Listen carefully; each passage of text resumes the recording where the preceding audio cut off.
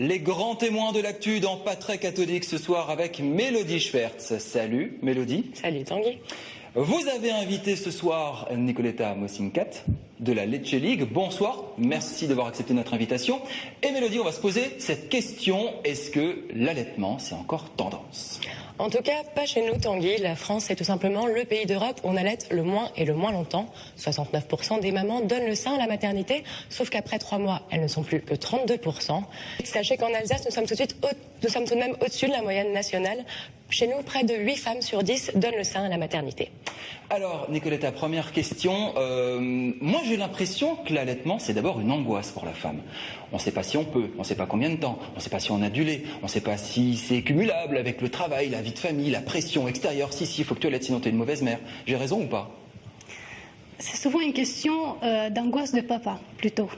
Les mamans, on se rend compte qu'elles ont envie d'allaiter. Dès qu'elles apprennent qu'elles sont enceintes, elles sont à 85% d'entre elles à vouloir allaiter. Ensuite, on se rend compte qu'elles sont peu nombreuses à le faire, puisqu'il leur manque l'information et le soutien dont elles ont tant besoin pour y arriver. Pour 30% des femmes, c'est la pudeur qui pose problème. C'est vrai que donner le sein en public, ça peut gêner, ça peut choquer. Est-ce que vous avez senti des regards désapprobateurs, des jugements ?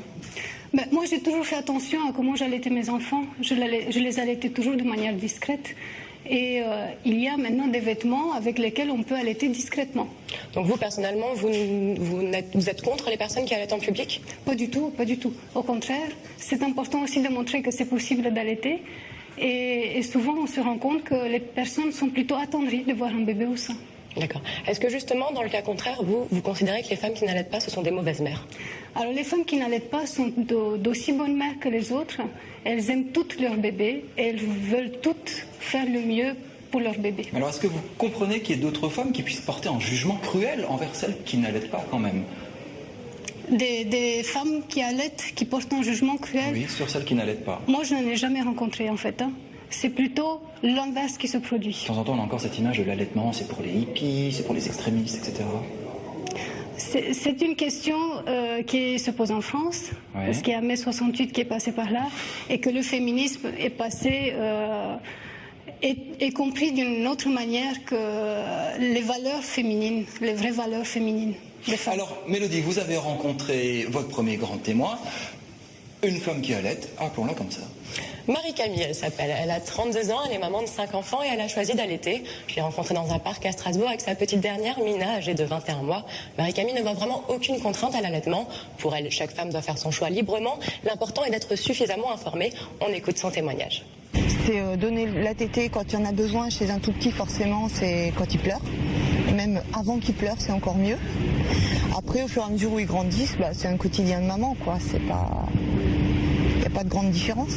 On perd plus de temps à changer la couche qu'autre chose. Pour mes aînés, moi j'étais étudiante à l'époque. Donc à chaque fois j'ai repris, ils n'avaient même pas 2 mois. J'ai fait mes partiels, ils avaient quelques jours de vie. Ça ne m'a pas empêché d'allaiter. J'étais absente des fois 12-14 heures dans la journée. Ça ne m'a pas empêché. Ça n'a pas... Bon, c'est sûr, c'est un peu plus contraignant dans la mesure où il faut quand même aller tirer le lait pour entretenir la lactation, pour qu'il y ait assez pour l'enfant. Mais bon, après, ça c'est aussi un choix. On peut aussi choisir de passer en mixte si on préfère. En règle générale, j'ai plutôt tendance à plaindre celles qui n'allaitent pas parce que pour moi, elles n'ont pas eu les informations adaptées. Pour moi, la majorité a quand même des a priori faux sur l'allaitement et autour de l'allaitement. Maintenant, il y en a aussi certaines qui font ce choix parfaitement réfléchi. Elles savent pourquoi et c'est tout à fait respectable. Il y a aussi des fois où on en a marre, il y a des fois où... ras-le-bol quoi, des fois où ça fait mal, des fois où c'est pas cool. Mais bon, c'est aussi un choix, c'est comme une grossesse, c'est pas toujours parfait tout du long. Puis quand on choisit de donner le biberon, des fois on n'a pas envie de se lever pour préparer le biberon et le donner non plus. Donc c'est les aléas d'être maman quoi. Alors pour un tiers des femmes, c'est la reprise du travail qui pose problème dans l'allaitement. Elles ne savent pas comment concilier allaitement et vie professionnelle. Pour vous, c'est conciliable ? C'est tout à fait conciliable et on se rend compte que les mamans qui viennent en réunion, elles reçoivent l'information dont elles ont besoin, ainsi que les témoignages des autres mamans qui ont réussi à concilier travail et allaitement. Et on se rend compte que de plus en plus de femmes, de nos jours, arrivent à continuer l'allaitement tout en reprenant une activité professionnelle. Mais alors justement, dans une époque où les femmes revendiquent l'égalité au travail entre hommes et femmes, est-ce que devoir s'absenter plusieurs fois par jour pour les tétés, est-ce que devoir partir plus tôt que ses collègues, c'est pas un petit peu incohérent avec cette démarche ? En fait, ce n'est pas toujours nécessaire de s'absenter plusieurs fois par jour. Et il y a très peu de mamans qui arrivent à faire ça. Mais c'est plutôt une pause entre midi et 2 qu'elles prennent pour tirer leur lait ou bien pour aller rejoindre son bébé et l'allaiter. C'est plutôt comme ça que ça se passe en général. L'avis du médecin, Mélodie, vous en avez rencontré un sur cette question d'allaitement.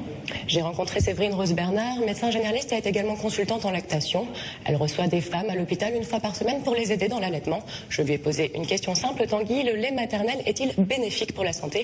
On écoute sa réponse. Statistiquement, quand on prend un certain nombre d'enfants allaités et qu'on compare à ceux qui ne sont pas allaités, en résumé, de façon caricaturale, ils sont moins malades. Et ça a été statistiquement montré.